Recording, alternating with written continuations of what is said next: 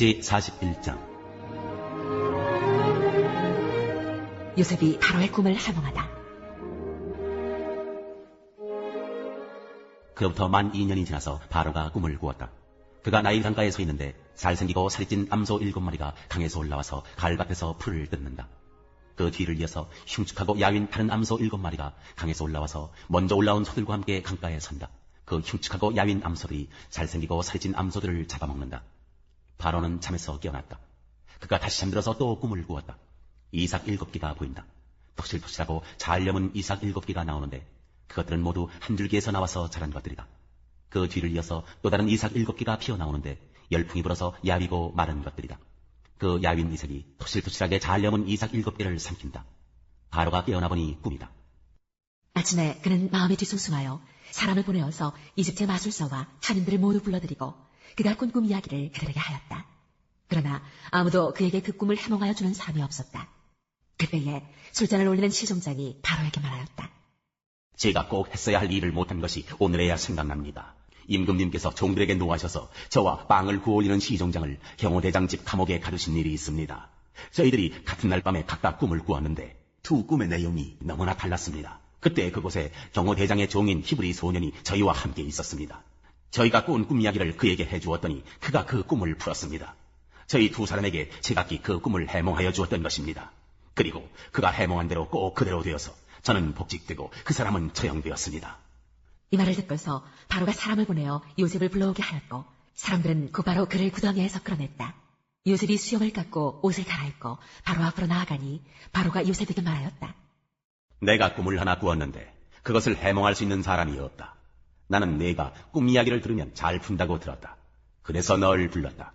요셉이 바로에게 대답하였다. 저에게는 그런 능력이 없습니다. 임금님께서 기뻐하실 대답은 하나님이 해주실 것입니다. 바로가 요셉에게 말하였다. 꿈에 내가 나일 강가에 서 있는데 살이 찌고 잘생긴 암소 7마리가 강에서 올라와서 갈밭에서 풀을 뜯었다. 그것들의 뒤를 이어서 약하고 아주 흉측하고 야윈 다른 암소 7마리가 올라오는데 이집트 온 땅에서 내가 일찍이 본 일이 없는 흉측하기 짝이 없는 그런 암소들이었다. 그 야위고 흉측한 암소들은 먼저 올라온 기름진 암소 7마리를 잡아먹었다. 흉측한 암소들은 살이 찐 암소들을 잡아먹었는데도 여전히 굶은 암소처럼 흉측하였다. 그리고는 내가 깨어났다. 내가 또다시 꿈에 보니 한 줄기에서 자란 이삭 7개가 있는데 잘 여물고 시장 것들이었다. 그것들의 뒤를 이어서 다른 이삭 7개가 피어나오는데 열풍이 불어서 시들고 야위고 마른 것들이었다. 그 야윈 이삭이 잘 여문 7 이삭을 삼켜버렸다. 내가 이 꿈 이야기를 마술사와 현인들에게 들려주었지만 아무도 나에게 그 꿈을 해몽해주지 못하였다. 요셉이 바로에게 말하였다. 임금님께서 두 번 꾸신 꿈의 내용은 다 같은 것입니다. 임금님께서 장차 하셔야 할 일을 하나님이 보여주신 것입니다. 그 좋은 암소 7마리는 7회를 말하고 잘 여문 이삭 7개도 7회를 말하는 것입니다. 두 꿈이 다 같은 내용입니다. 뒤따라 나온 야위고 흉측한 암소 7마리나 열풍에 말라버린 쓸모없는 이삭 7개도 역시 7회를 말합니다. 이것들은 흉년 7회를 말하는 것입니다. 이제 제가 임금님께 말씀드린 바와 같이 임금님께서 앞으로 하셔야 할 일을 하나님이 보여주신 것입니다. 앞으로 올 7회 동안에는 온 이집트 땅에 큰 풍년이 될 것입니다. 그런데 곧 이어서 7회 동안 흉년이 될 것입니다. 그렇게 되면 이집트 땅에 언제 풍년이 있었더냐는 듯이 지나간 일을 다 잊어버리게 될 것입니다. 그리고 기근이 이 땅을 황폐하게 할 것입니다. 풍년이든 다음에 오는 흉년은 너무나도 심하여서 이집트 땅에서는 아무도 그 전에 풍년에 든 일을 기억하지 못할 것입니다. 임금님께서 같은 꿈을 2번이나 거듭 꾸신 것은 하나님이 이 일을 하시기로 이미 결정하시고 그 일을 꼭 그대로 하시겠다는 것을 말씀해 주시는 것입니다. 이제 임금님께서는 명철하고 슬기로운 사람을 책임자로 세우셔서 이집트 땅을 다스리게 하시는 것이 좋을 듯합니다. 임금님께서는 전국의 관리들을 임명하셔서 풍년이 계속되는 7회 동안에 이집트 땅에서 거둔 것의 5분의 1을 해마다 받아들이도록 하시니 좋을 듯합니다. 앞으로 올 풍년에 그 관리들은 온갖 먹거리를 거두어드리고 임금님의 권한 아래 각 성읍에 곡식을 갈무리하도록 하십시오. 이 먹거리는 이집트 땅에서 7회 동안 이어갈 흉년에 대비해서 그때 이 나라 사람들이 먹을 수 있도록 갈무리해 두셔야 합니다. 그렇게 하시면 기근이 이 나라를 망하게 하지 못할 것입니다. 요셉이 이집트의 총리가 되다. 바로와 모든 신하들은 이 제안을 좋게 여겼다. 바로가 신하들에게 말하였다. 하나님의 영이 함께하는 사람을 이 사람 말고 어디에서 또 찾을 수 있겠느냐? 바로가 요셉에게 말하였다. 하나님이 너에게 이 모든 것을 알리셨는데 너처럼 명철하고 슬기로운 사람이 어디에 또 있겠느냐? 네가 나의 집을 다스리는 책임자가 되어라. 나의 모든 백성은 너의 명령을 따를 것이다. 내가 너보다 높다는 것은 내가 이 자리에 앉아있다는 것뿐이다. 바로가 또 요셉에게 말하였다. 내가 너를 온 이집트 땅의 총리로 세운다. 그렇게 말하면서 바로는 손가락에 끼고 있는 옥새 반지를 빼서 요셉의 손가락에 끼우고 고운 모시옷을 입히고 금목걸이를 목에다 걸어주었다.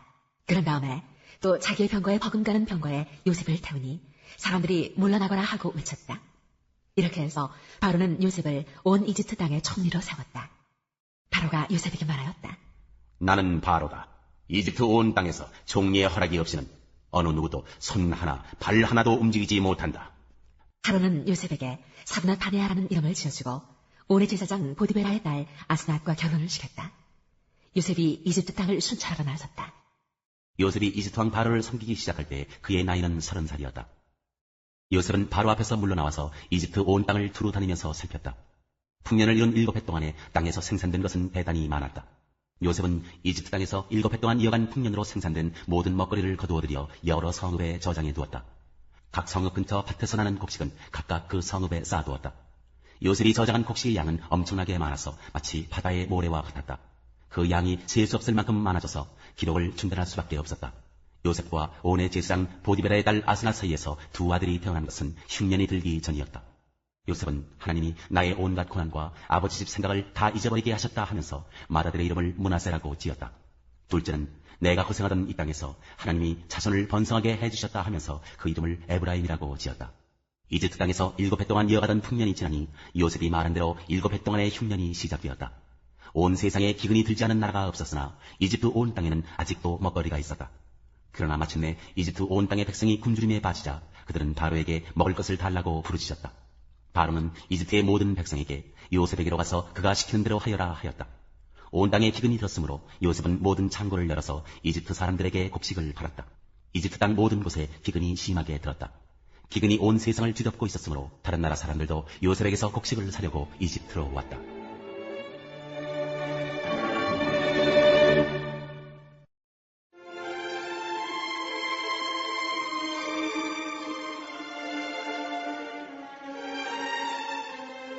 제11장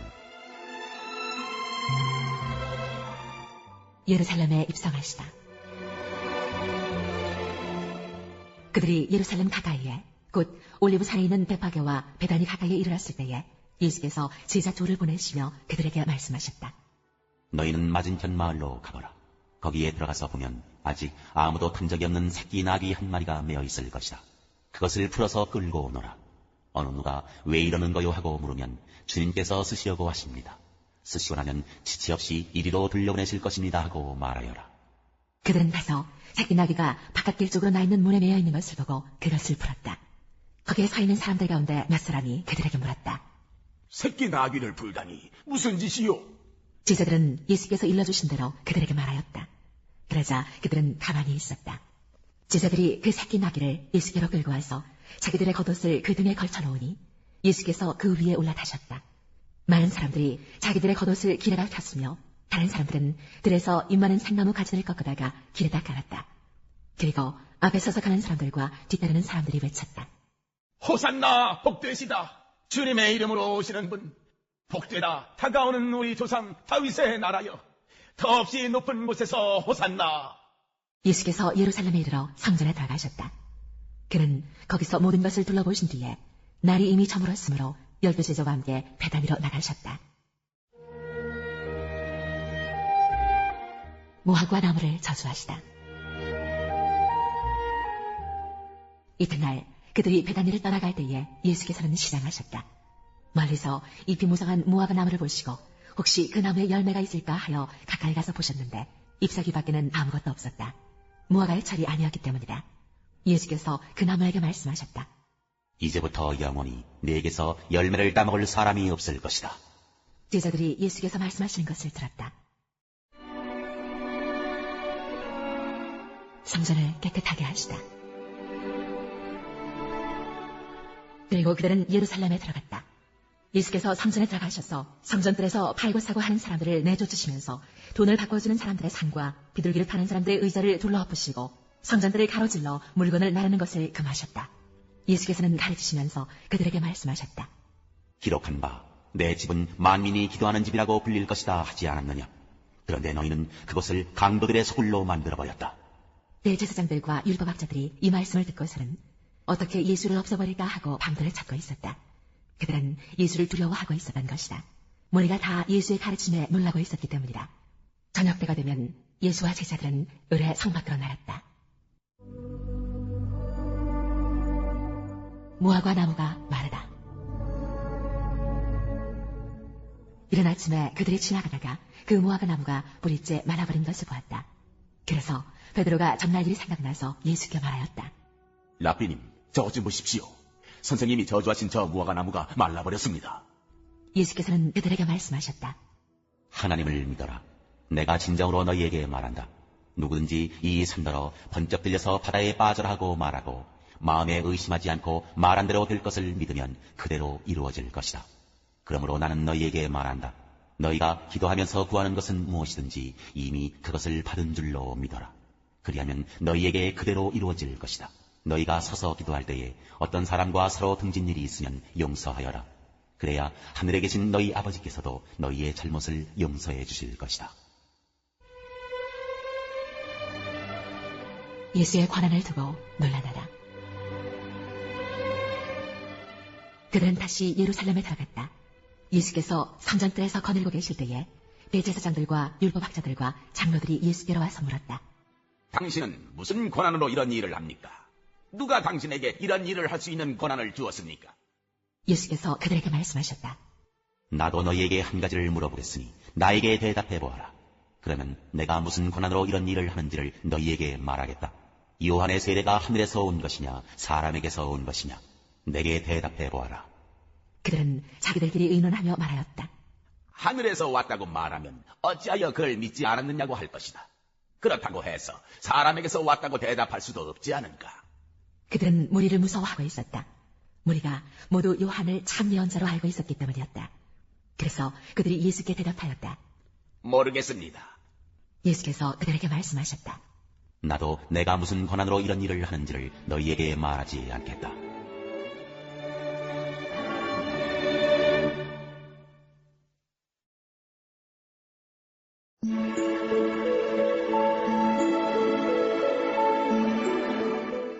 제7장 인생이 땅 위에서 산다는 것이 고된 종살이와 다른 것이 무엇이냐? 그의 평생이 품꾼의 나날과 같지 않느냐? 저물기를 몹시 기다리는 종과도 같고 수고한 삭슬 애타게 바라는 품꾼과도 같다. 내가 바로 그렇게 여러 달을 허탈 속에 보냈다. 괴로운 밤은 꼬리를 물고 이어갔다. 눕기만 하면 언제 깰까, 언제 날이 셀까 마음 졸이며 새벽까지 내내 뒤척거렸구나. 내 몸은 온통 구더기와 먼지로 뒤덮였구나. 피부는 아물었다가도 터져버리는구나. 내 날이 배틀의 북보다 빠르게 지나가니 아무런 소망도 없이 종말을 맞는구나. 내 생명이 한낱 파라님을 기억하여 주십시오. 내가 다시는 좋은 세월을 못 볼 것입니다. 어느 누구도 다시는 나를 볼 수 없을 것입니다. 주님께서 눈을 뜨고 나를 찾으려고 하셔도 나는 이미 없어졌을 것입니다. 구름이 사라지면 자취도 없는 것처럼 서울로 내려가는 사람도 그와 같아서 다시는 올라올 수 없습니다. 그는 자기 집으로 다시 돌아오지도 못할 것이고 그가 살던 곳에서도 그를 몰라볼 것입니다. 그러나 나는 입을 다물고 있을 수 없습니다. 분하고 괴로워서 말을 하지 않고는 견딜 수 없습니다. 내가 바다 괴물이라도 됩니까? 내가 깊은 곳에 사는 괴물이라도 됩니까? 어찌하여 주님께서는 나를 감시하십니까? 잠자리에라도 들면 편해지겠지. 깊이 잠이라도 들면 고통이 덜하겠지 하고 생각합니다만 주님께서는 악몽으로 나를 놀라게 하시고 무서운 환상으로 저를 떨게 하십니다. 차라리 숨이라도 막혀버리면 좋겠습니다. 뼈만 앙상하게 살아있기보다는 차라리 죽는 것이 낫겠습니다. 나는 이제 사는 것이 지겹습니다. 영원히 살 것도 아닌데 제발 나를 혼자 있게 내버려 두십시오. 내 나날이 허무할 따름입니다. 사람이 무엇이라고 주님께서 그를 대단하게 여기십니까? 어찌하여 사람에게 마음을 두십니까? 어찌하여 아침마다 그를 찾아오셔서 순간순간 그를 시험하십니까? 언제까지 내게서 눈을 떼지 않으시렵니까? 침 꼴깍 삼키는 동안만이라도 나를 좀 내버려 두실 수 없습니까? 사람을 살피시는 주님, 내가 죄를 지었다고 하여 주님께서 무슨 해라도 입으십니까? 어찌하여 나를 주님의 관역으로 삼으십니까? 어찌하여 나를 주님의 짐으로 생각하십니까? 어찌하여 주님께서는 내 허물을 용서하지 않으시고 내 죄악을 용서해 주지 않으십니까? 이제 내가 숨져 흙 속에 누우면 주님께서 아무리 저를 찾으신다 해도 나는 이미 없는 몸이 아닙니까?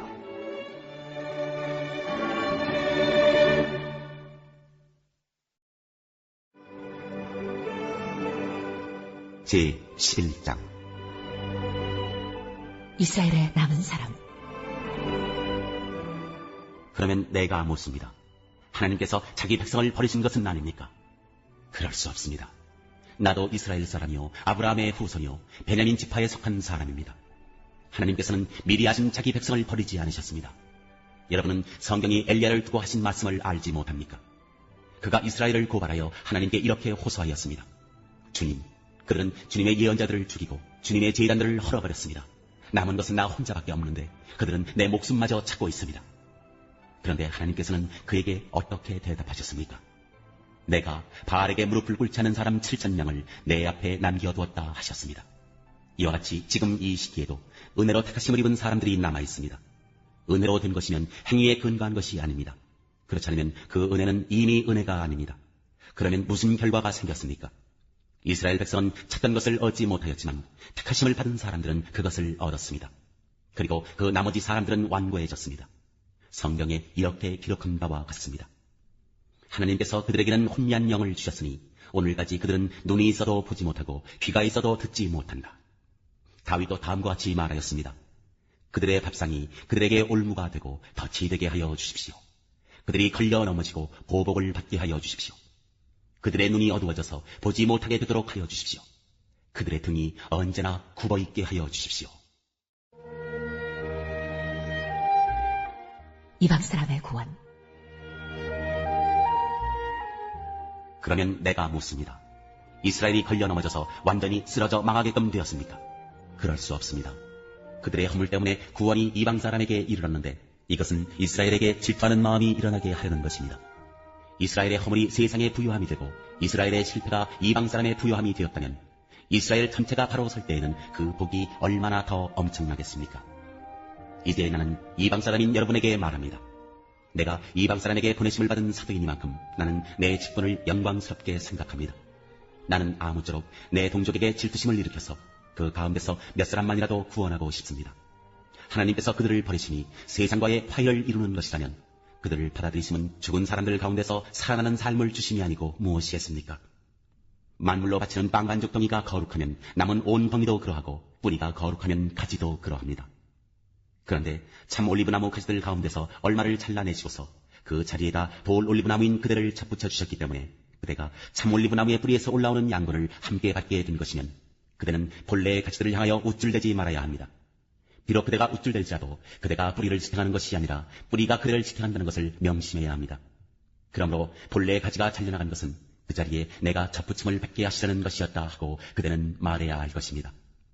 옳습니다. 그 가지들이 잘린 것은 믿지 않은 탓이고 그대가 그 자리에 붙어있는 것은 믿었기 때문입니다. 그러니 교만한 마음을 품지 말고 도리어 두려워하십시오. 하나님께서 본래의 가지들을 아끼지 않으셨으니 접붙은 가지도 아끼지 않으실 것입니다. 그러므로 하나님의 인자하심과 준엄하심을 생각해 보십시오. 하나님은 넘어진 사람들에게는 준엄하십니다. 그러나 그대가 하나님의 인자하심에 머물러 있으면 하나님이 그대에게 인자하게 대하실 것입니다.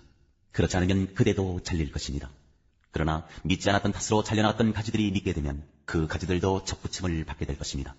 하나님께서는 그들을 다시 접붙이실 수 있습니다. 그대가 본래의 돌 올리브나무에서 잘려서 그 본성을 거슬러 참 올리브나무의 접붙임을 받았다면 본래 붙어있던 이 가지들이 제 나무에 다시 접붙임을 받는 것이야 얼마나 더 쉬운 일이겠습니까? 이스라엘의 회복.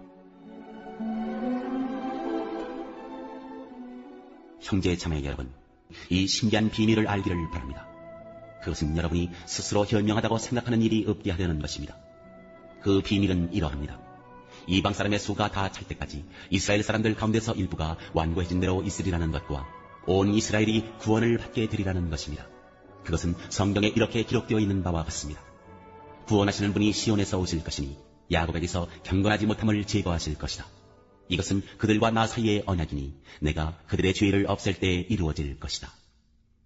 복음의 관점에서 판단하면 이스라엘 사람들은 여러분이 잘 되라고 하나님의 원수가 되었지만 택하심을 받았다는 관점에서 판단하면 그들은 조상 덕분에 하나님의 사랑을 받는 사람들입니다. 하나님께서 주시는 고마운 선물과 부르심은 철회되지 않습니다. 전에 하나님께 순종하지 않던 여러분이 이제 이스라엘 사람의 불순종 때문에 하나님의 자비를 입게 되었습니다. 이와 같이 지금 순종하지 않고 있는 이스라엘 사람들도 여러분이 받은 그 자비를 보고 회개하여 마침내는 자비하심을 입게 될 것입니다. 하나님께서 모든 사람을 순종하지 않는 상태에 가두신 것은 그들에게 자비를 베푸시려는 것입니다. 하나님의 부유하심은 어찌 그리 크십니까? 하나님의 지혜와 지식은 어찌 그리 깊고 깊으십니까? 그 어느 누가 하나님의 판단을 헤아려 알 수 있으며 그 어느 누가 하나님의 길을 더듬어 찾아낼 수 있겠습니까? 누가 주님의 마음을 알았으며 누가 주님의 좋은 자가 되었습니까? 누가 먼저 무엇을 드렸기에 주님의 담례를 바라겠습니까? 만물이 그에게서 나고 그로 말미암아 있고 그를 위하여 있습니다. 그에게 영광이 세세에 있기를 빕니다. 아멘.